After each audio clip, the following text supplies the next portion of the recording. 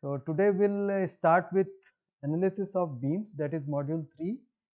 And you see in the background, what is this? This is the metro rail bridge, okay?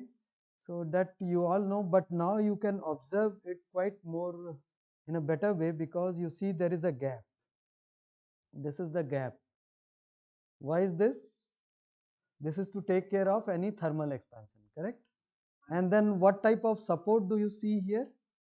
Are these fixed over here?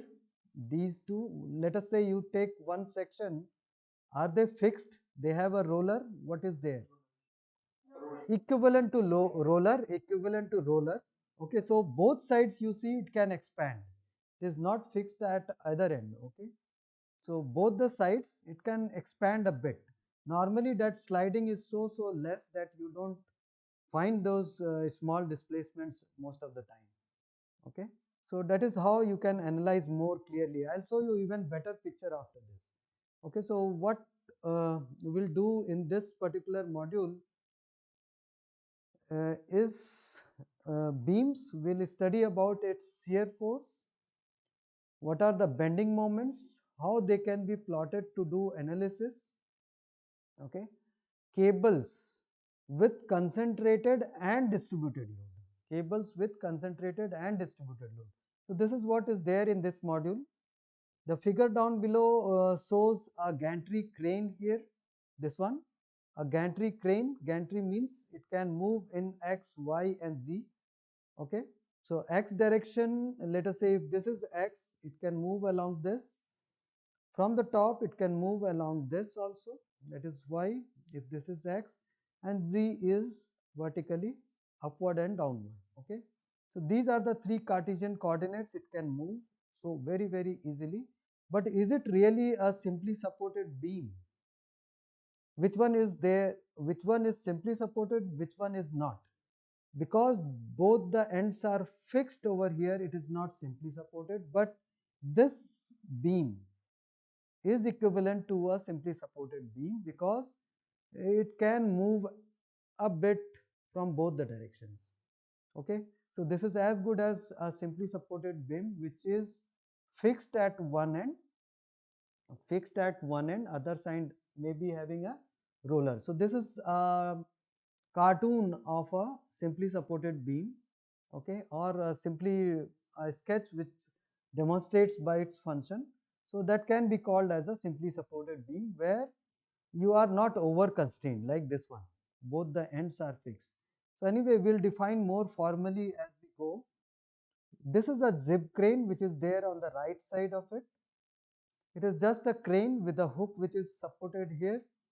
It can move along this direction, one, or maybe it can rotate as well. It can rotate as well, but as long as it is static from here, it is loaded in just one end of it. So it is known as a cantilever beam, where this end has some load, okay, and other side is not supported, whereas this end is fixed. So this is known as a cantilever beam. So these are few beam example that I have shown just so that you can relate where we are going to apply this. Not just this, there are many others. This is a mine. Inside a mine, you see this is a support which is there to hold the rooftop. Okay, this roof may fall, so it has nets, okay, nets which are here, and that is supported over this beam. This also is a beam. Now this one is a beam, this is a vertical support. Okay, there may be side supports as well. Okay, over here these are curved beams. This is again underground mine. If somebody is from petroleum, they should be happy. Yes, this is oil rig, and this is a beam which is supported on two ends. Another beam which is here, okay, and that is also supported from here. So you see it is applied to this also. Even this crane can be called as similar thing, and you see there are trusses also. There are trusses also, is it not? So all anything else that you have studied earlier, you can find them all when it is applied. So this is just one application. Moving ahead, This is civil construction. When you see light wooden homes with a beam like structure which is supporting all of the roof, construction frame which is here, construction frame, mechanical guys can be happy again, truck chassis, truck chassis, this is a support, this is a support, both side it is roller support, and this is equivalent to a simply supported beam, that is the chassis, and it is there on the other side also. Whole of this, if it is considered as a single structure, then also it is supported on two different independent supports. Okay, so that again is a simply supported beam, that is a beam. So what exactly is beam? They are structural members that offer resistance to bending. Resistance to bending, it doesn't allow you to bend. Okay, so you might be thinking, is it enough to put just two or one support? Okay, beams are meant to carry loads on top of it. They are having cross section in such a way or sufficiently large enough so as to hold whatever load that comes on top of it. So what we assume ideally in our case is they don't bend, but they generate some stresses inside, definitely. Even if they bend, they are hardly deforming to a larger extent, which can be considered while we do analysis. Okay, so anyway, so but it has some bending moment that comes on top of it, and that is what it can take care of. Okay, so that is what is beam. Assumptions what we take here are, they are long prismatic member. Prismatic means whatever is the section, that section is extended throughout the length of that beam. If it is a square beam, it is square throughout. Okay, it is a square throughout. Okay, so if it is maybe a hexagon or a pentagon, whatever, so if it is that, it is that throughout. Okay, that is a prismatic. Prismatic again has got another meaning that comes later. Cross section of that is very less as compared to its length. Okay, so you need not to consider the cross section.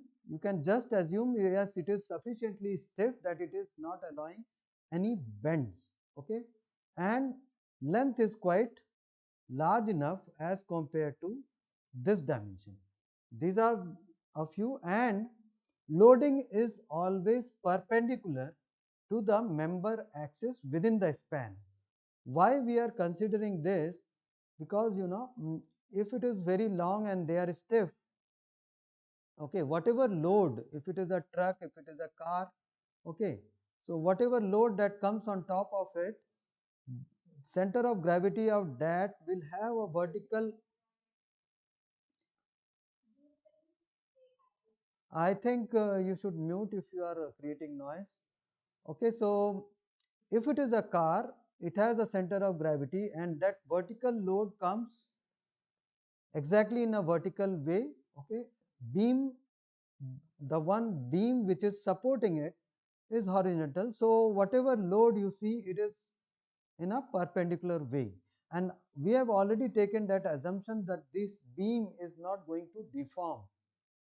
Although it has tendency to bend because there is load that acts from the top in such a manner that it can sag something like this. Not always like this. If it is a cantilever with fixed end over here and load comes from here, it has tendency to bend something like this. This is an exaggerated figure, again a cartoon of whatever we are going to do. So anyway, so you got the point that yes, it can bend, but it has not bent significantly enough that we consider that whatever load is there, it is at an angle. Rather, we'll consider it as a perpendicular always. So these are some of the assumptions. Okay, so static determinacy is very important. That means uh, these finding a static determinacy over here is just by looking at it, you can very well understand that it is determinate or not, because not much supports you will get. You can directly see number of degrees of freedom which are constrained here. Just by looking at it, you can say if it is determinate or it is not. Okay, so load, there are trucks which are lying here, they are creating load. This end is roller supported, this end is fixed or pinned, okay, pinned, and this is what says yes it is perpendicular. All the loads are perpendicular. Okay, so this is how a section may look like. This is just a bridge, a road bridge or a flyover. This is the section which is uniform throughout, as if it is a prismatic extrusion of some cemented structure. Okay, and you have roads on top of it. So this is how it looked like. Okay, so analysis, what we are interested here is, will determine the shear force and bending moment along the length of the whole span. Span is the distance between two supports or just one support till the end. Okay, if it is cantilever. Okay, so yes, based on the support conditions that are there and the loading condition, you can quickly tell whether it is determinate or statically indeterminate, or type of loading you can quickly say. So what type of thing is this? Yes, simply supported, yes, but is it determinate? Yes, because you see it is a pin joint, so it is restricting 2 degrees of freedom, and this one is allowing it to move. As long as it is planar, constraining by 2 is quite good enough to fully define. So it is fully defined, it is not over constrained, so it is determinate. This also is determinate, although there is some overhang, that doesn't matter. Okay, this has got nothing to do with static determinacy or anything. Only thing is this beam is of different type, where support ends here and you have little bit of overhang that is there. Okay, and this is a cantilever structure. Cantilever, this end is fully fixed. Okay, so it is fully constraining your motion, that is x motion as well as y motion. So it is fully constraining, fully defined cantilever, and this also is easily determinate. Okay, next set is something like this. You have an additional support here, right? This end is fixed. Only this could have been enough to make it solvable, but you have an additional support. This is what is making it statically indeterminate. Okay, so this is exactly this, but with an additional support. Next is, both ends are firmly fixed, okay, cemented. So it is not allowing any motion at all. It is over constrained. Okay, so this is another thing. So these are the two different sets. Quickly, by looking at it, you can quickly say yes, it is determinate, it is indeterminate. Okay, so you need not to do much in this. As in case of truss, you have to apply a formula to find out. Sometimes a little bit of experience you need. Okay, but over here it is very, very easy. Okay, and there are different types of loading which can go there. Okay, one is concentrated load. You have loads. You again, there is an assumption, mass or weight of this structure may be, if it is there, it is well defined. Okay, it is well defined. Even if it is there, it is, we are assuming there is some load that is coming due to the beam itself. Okay, but additionally you may have concentrated load. If at all it is there, it will be given in the problem itself. Otherwise you have to consider it massless. Okay, otherwise, yes, that is an ideal situation, hardly it is possible, but for the sake of problem, it is there at times.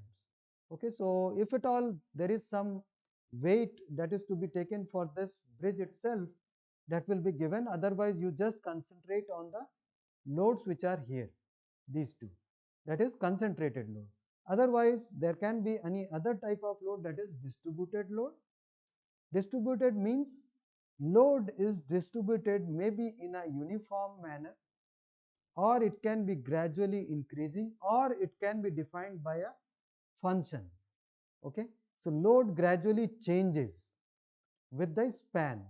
Okay, so that is known as a distributed load. Okay, so overall these are a few that you have seen: statically determinate beam, indeterminate beam. These are different types of loading which we'll focus mostly upon. There are many other type of loading, but yes, we'll focus on this.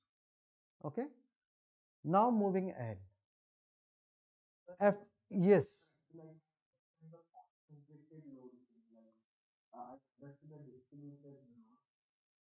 You got the complicated thing first. Okay, but yes, concentrated is just you have a beam. Let us consider this as a massless. You have a small weight which is there, that's it. A single point acting load. Okay, and it is need not to be from this side only. A load can be from this side also. How is it possible? We'll show you one or two example in which loads can even be acted from the bottom side of it. Okay, so that also is a concentrated load. Okay.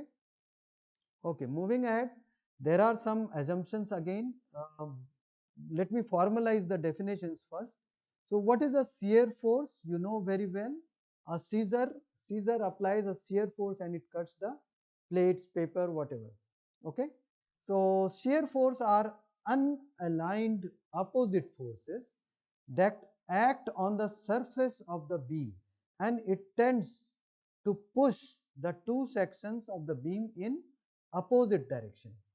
Okay, shear force is unaligned opposite forces. So what is it trying to do? Let us say you have a beam.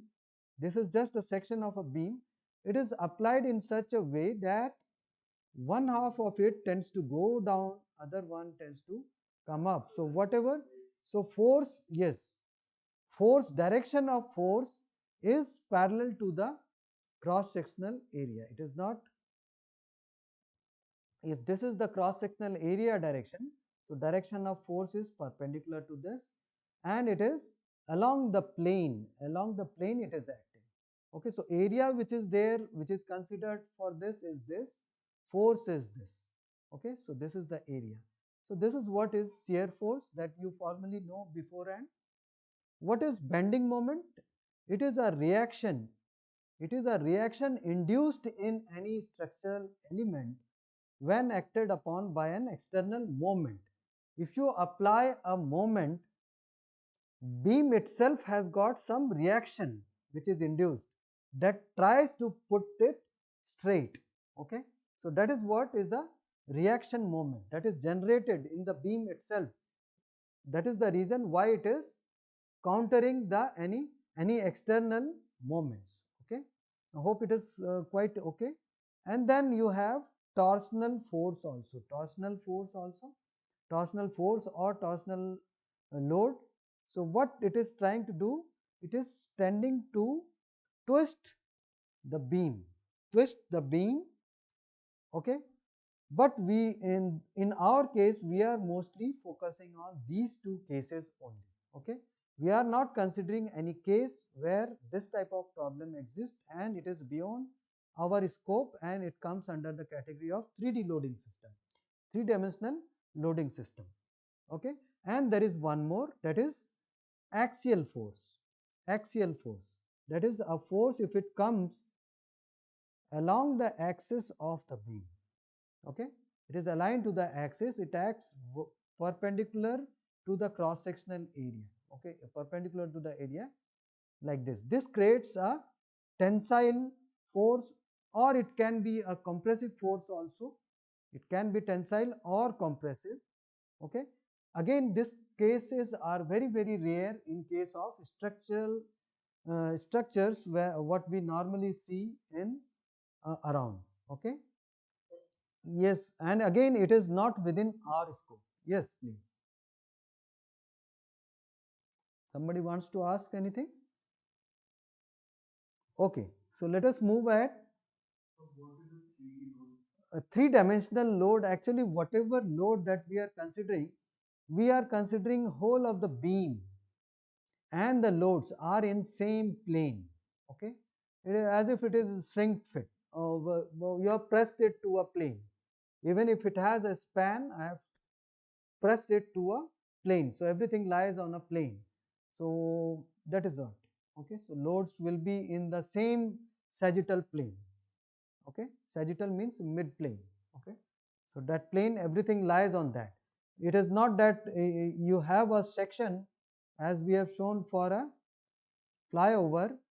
We are not going to consider if load is there, load is there. That has to act vertically downwards.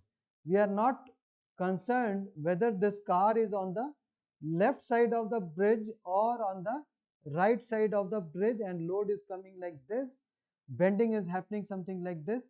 So we are not considering all sorts of load. Load along this is not allowed. So whatever load is going to come, I assume everything is on the center sagittal plane. Got it?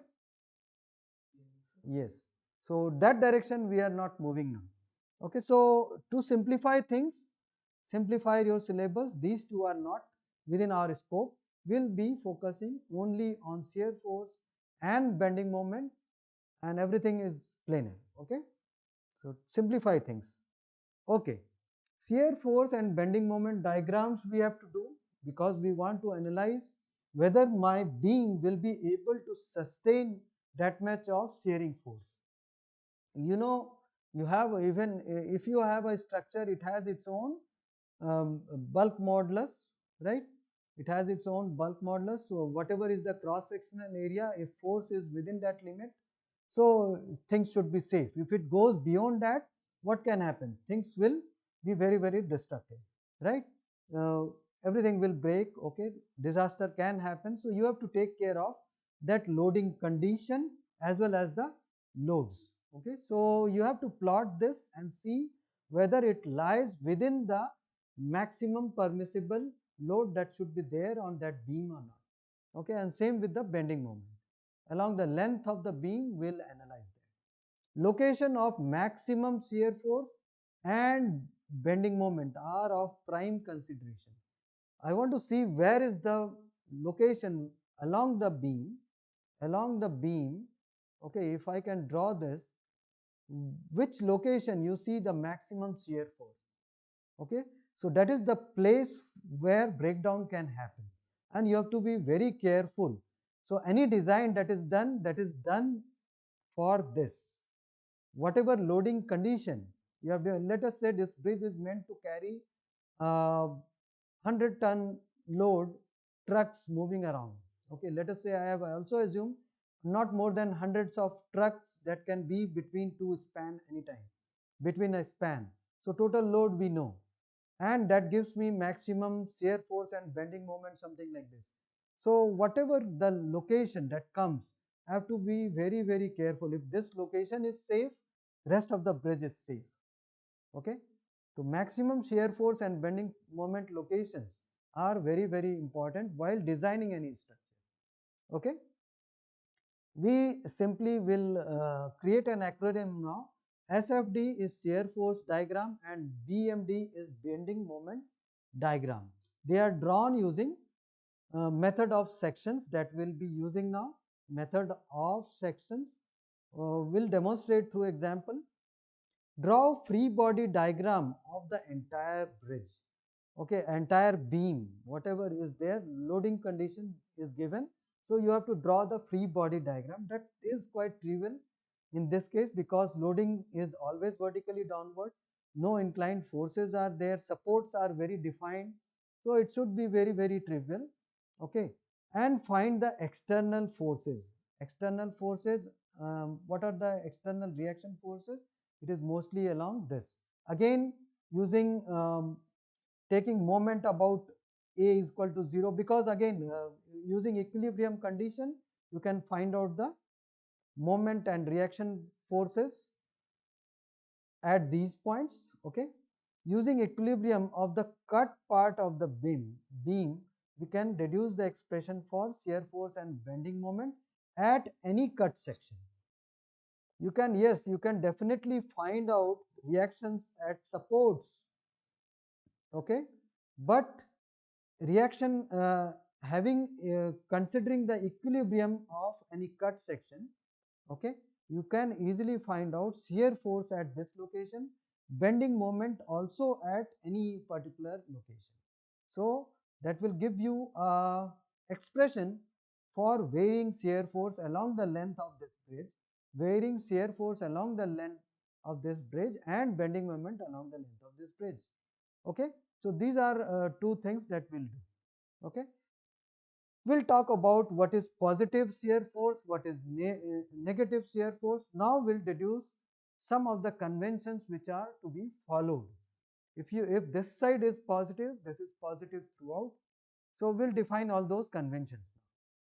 Now starting with shear force first. Okay, shear force first.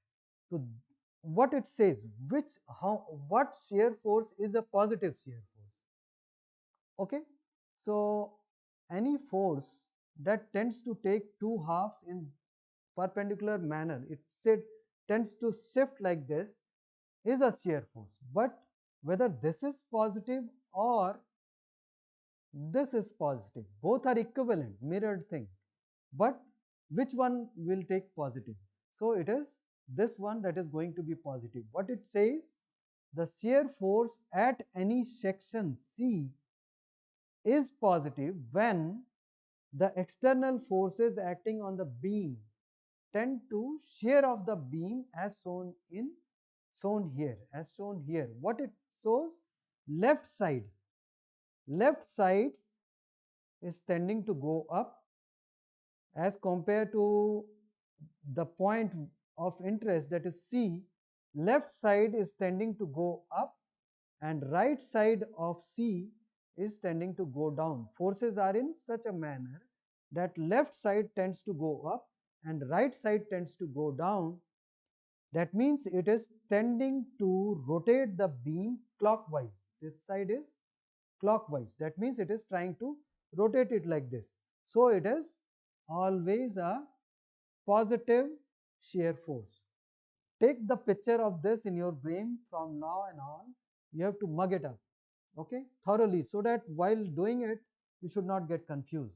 Okay, so this is what is always a positive, whereas this one will be a negative one.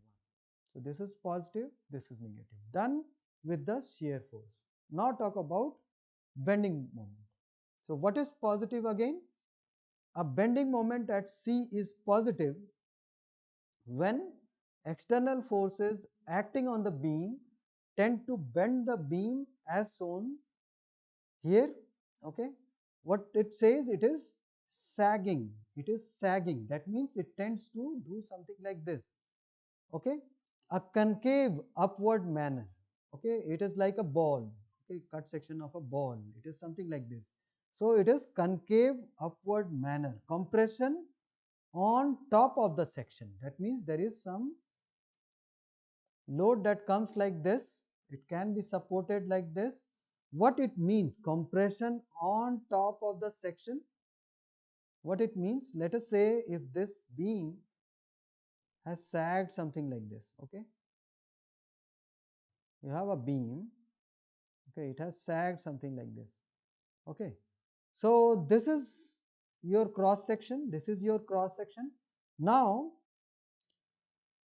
length of this is small, this is extended. Okay, this is long and this is short. So when it is happening, this section tends to compress a bit, this tends to elongate, is it not? So this is in tensile loading condition, whereas this is in compressive loading condition, right? So it depends what is the shape of that cross section. Let us say if it is rectangular, there is a neutral axis.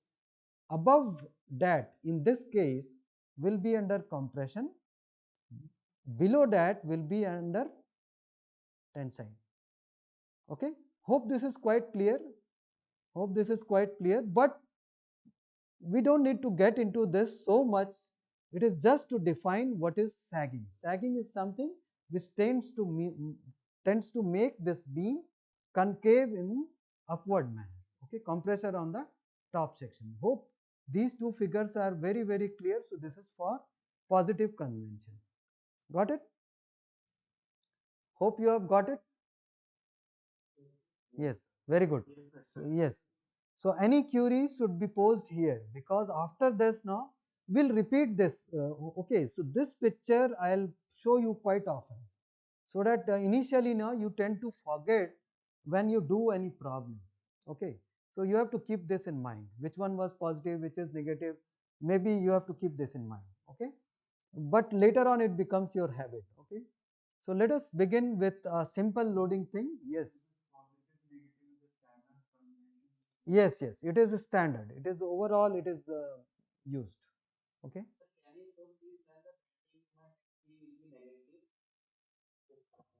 Bending moment at C is negative. Yes, I'll show you one.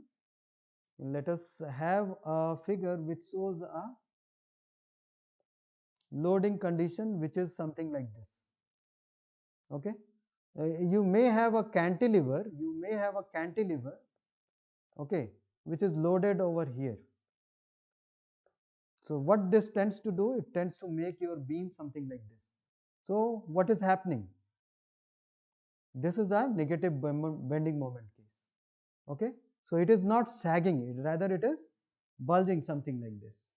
Right, sagging is like this, concave upward. This is convex. This is convex. Got it? Fine. Very good.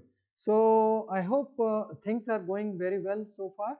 So we'll start with a small problem, very, very small problem. I'll demonstrate how to draw one such figure for shear force and bending moment. This is a simple, simply supported beam. One end is pinned over here, another end is a roller supported beam. This is solvable. Okay. So now it is centrally loaded with a load P in Newton. Okay, anyway, it is always in Newton forces. So this is P, that is a concentrated load that comes here. I assume beam is massless for now. Okay, so now reaction forces at A and B, because it is symmetrically loaded and total vertical force are balanced. So reaction force at A plus reaction force at B should be equal to P, and also because it is symmetrical, RA should be equal to RB. So this gives me RA is equal to RB is equal to P by 2. Is it clear? Fine. Just a sec. Okay. So this is one. Moving ahead, what additionally you see, I have to find out shear force and bending moment at different section of this beam. Let us say you have a section that is at a distance x from one end of it. Okay, at distance x from one end of it. This is clear. So you have load. This is a free body diagram of this beam now. Okay, this beam is now removed from all the supports. Okay, and one end of it has a load of P by 2 from in upward direction. RB also is in upward direction, P by 2, and vertically downward load is the external force, that is P. Got it? So now I'll draw what are different shear force and bending moments. Okay, so shear force from A to D is all the same. Okay, anywhere on this section from here to here, anywhere you go, you know each and every section is in static equilibrium condition. Okay, so if you take any section, one side of it will have a vertical downward force of P, other side will have a force of P by 2. Okay, P by 2 and P by 2. Why? Because you know,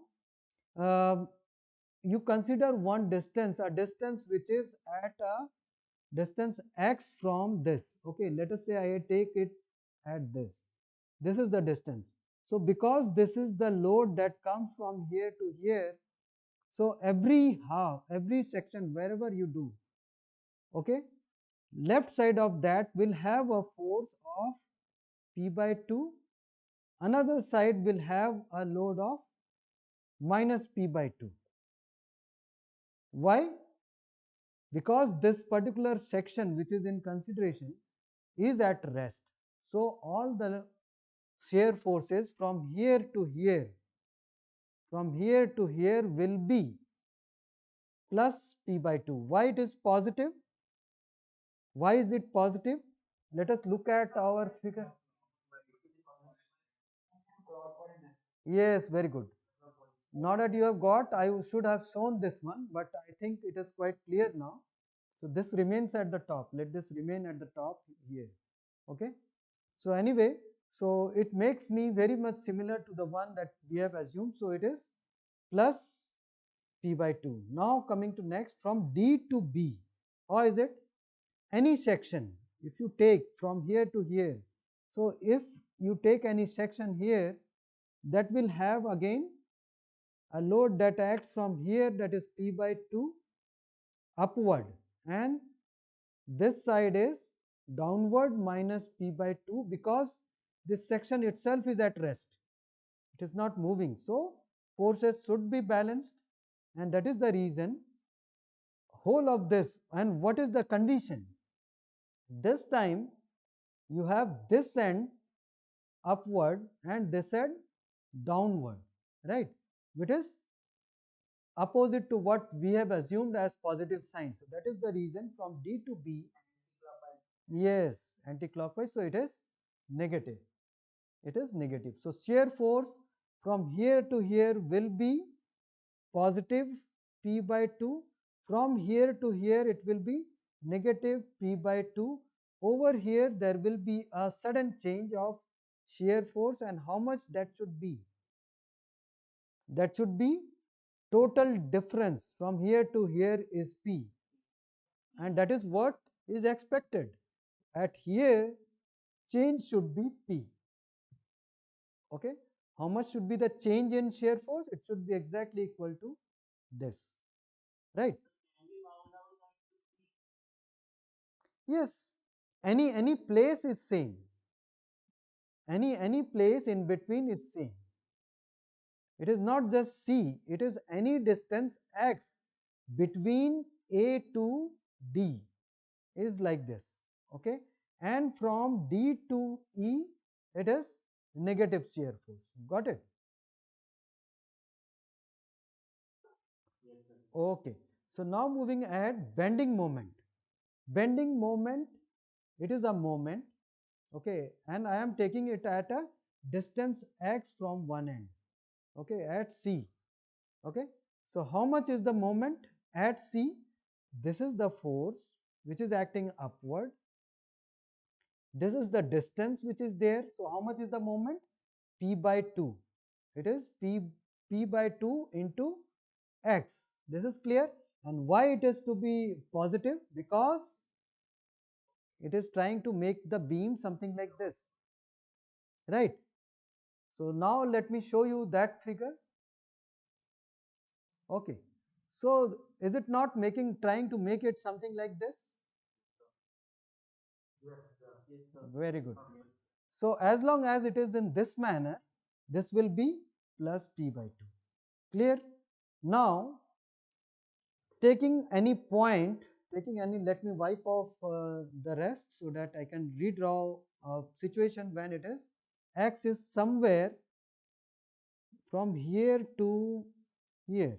Okay, any point which is beyond D, after D, that means between D to B.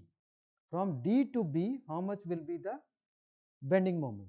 Okay, now this is your x, this is your x. Okay, how much is you can calculate from both the sides. Okay, and both should give you the same result. Okay, so total length of this span was L. So how much is this distance? Small distance is L minus x, and acted by a force P by 2 that is tending to make it like this. This is the force P by 2, this is L minus x, and this is the place where I want to find out. Okay, so it is P by 2 into L minus X. So this is quite clear, calculated from this end.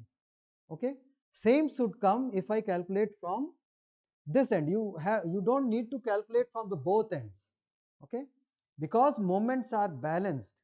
Okay, that means moment from this should be equal to moment from this direction, because this point itself is not a rotating point, is it not? So it is to be in equilibrium, so it should be the same. If you calculate from this direction or from this direction, both should be same. So conveniently, because this point was closer to the point of interest, so I have easily calculated from this direction.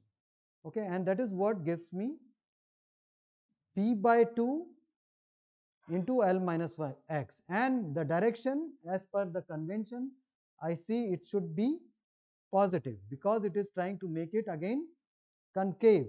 Okay, concave shape. Okay, um, somebody can try calculating from this end also, it should come same. Okay, you have to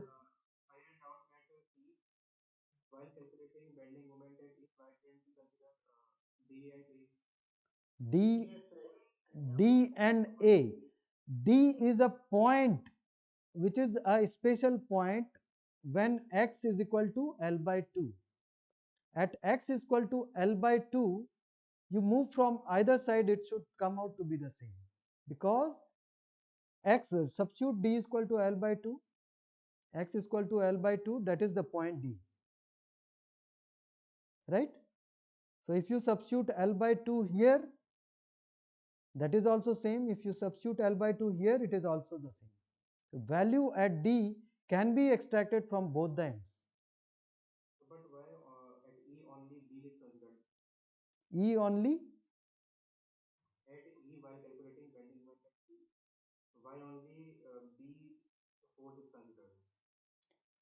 You can consider both. As I told you, if you have to consider, you have to find out loads. If you draw a bending moment diagram, this is a point of interest. You can, this is at rest. This is at rest. Okay, this is at rest. So bending moment is a moment which is created within the structure so as to counter the effect of external load. So anywhere after this piece, this is an external load. This generates a moment like this. Structure itself generates a moment in counterclockwise direction. Okay, structure itself is generating this moment. Okay, so I assume anything like this. I hope you got it. Now again, this can, contrary to this, as another way to do this, you fix it from this end, and now if the beam is considered fixed at this end, this beam is generating a moment like this, whereas structure from here is trying to make it something like this. Okay, okay. So this is a correcting moment, because this point itself is not in motion. Okay, this is the internal force generated within the beam. This is the concept actually. That is what you have to get. Beam itself has got a correcting moment so that nothing keeps rotating, nothing starts motion. Okay, it is in equilibrium. Got it? Okay. Bending moment is maximum at D. That can be easily realized. Okay, let us say you take up with any general expression like this. Okay, take derivative and double derivative, use maxima minima way, the way you used to do, find out the maximum and minimum of any function in mathematics, you can apply here as well, and you can quickly find out that at x is equal to L by 2, you see maximum bending moment. Got it? You can start with this or this anyway. Yes.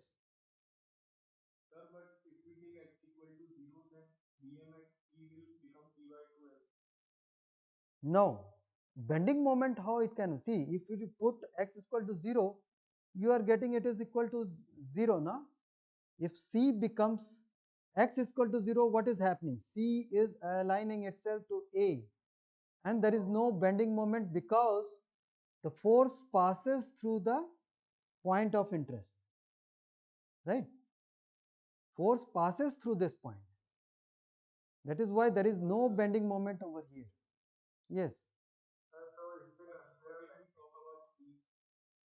E, even if x goes to L, if x goes maximum to L, that means it again overlaps with the axis.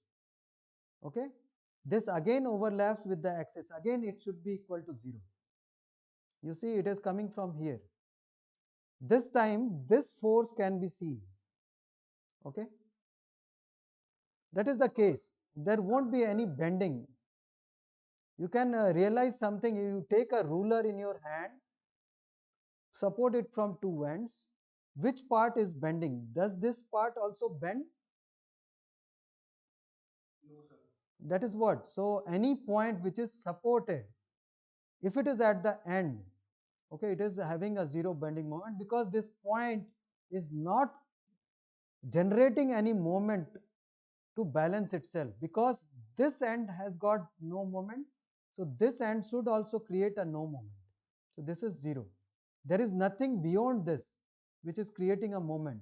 So this point itself has got 0 restoring moment. Got it? Physical significance of this is, as because it doesn't have a structure or any loading condition that is giving it a load which creates a moment here, so it itself should generate a 0 moment so that it remains in equilibrium. Got it? It is not acted upon by any load, so it is not generating any load reaction. Okay, so that is the reason.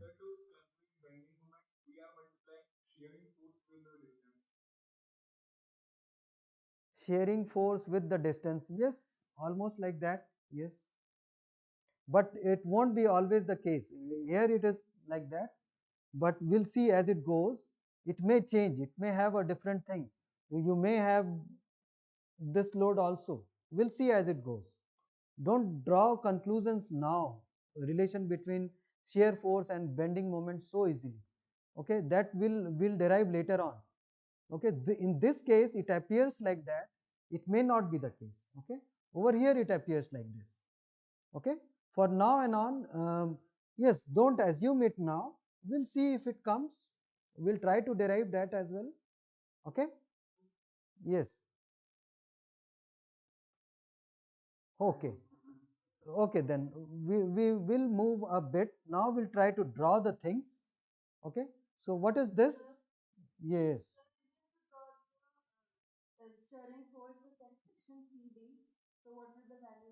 This is there. I have drawn it for you.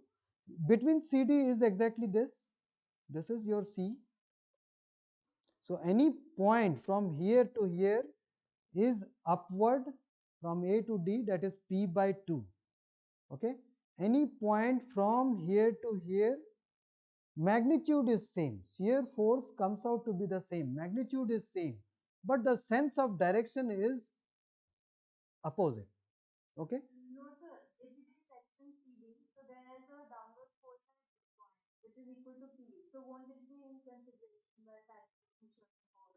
Yes, come again. No. Yes, you that P appears here. From here you have plus P by 2 and here you have minus P by 2. This is the downward force that was acting, and that is P altogether. So this is considered here. Got it? So that P is visible here. Okay, but the positive, it goes from plus P by 2 to minus P by 2 from this end to this end. It remains uniform in between D to A and A to D to B, this half and this half. Got it?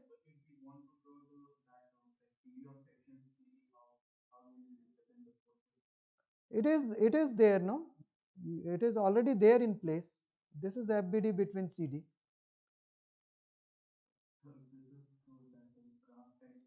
Yes, it is graph only. I haven't used that graph paper box type, but this is on plain paper. In exam and all, no, you won't be given any graph paper as such, but you just have to put the values in place.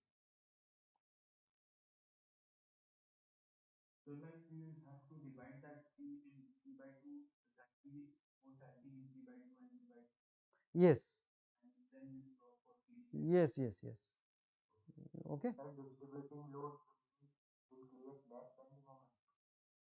We'll see. We'll see. Why are you so much in hurry? We'll see as it comes. We are going to consider different types of noding. This is the place where I have started. Don't jump in between. Okay. So we'll come to that also. Don't worry. We'll come to distributed loading, uniformly distributed, non-uniform, uniformly varying load. Everything we'll see. Okay. For the time being, I assume you have understood this and we'll move ahead. Okay. Don't jump. We'll come to that. Don't worry. Things will be very, very complex later on. So this is what is the bending moment diagram. This is exactly the plot that you see for these two. Okay, for these two. So this is between A and D. Okay, and this is between any place E which is between D and B. So it should give you this. Okay, and that is what is again bending moment is maximum at D. So this is the place when you assume you will have maximum sagging, but actually it is not sagging. Okay, you are just beam is just creating a maximum restoring moment at this point. Okay, because this is bent at maximum, this place has got maximum bending moment, and what is the value? It is PL by 4. This you can take use maxima and minima theorem to find out using calculus, or many other ways you can find out. Okay. Okay, I hope till here it is quite okay. So we'll see in I think getting things is most important. That is the reason I went little slow today. But later on, yes, somebody asked me how a uniformly distributed load will look like and how bending moment and shear force diagram will vary for this. We'll see in next class. Okay. So far this should be quite good enough. Okay, that's all. Thank you.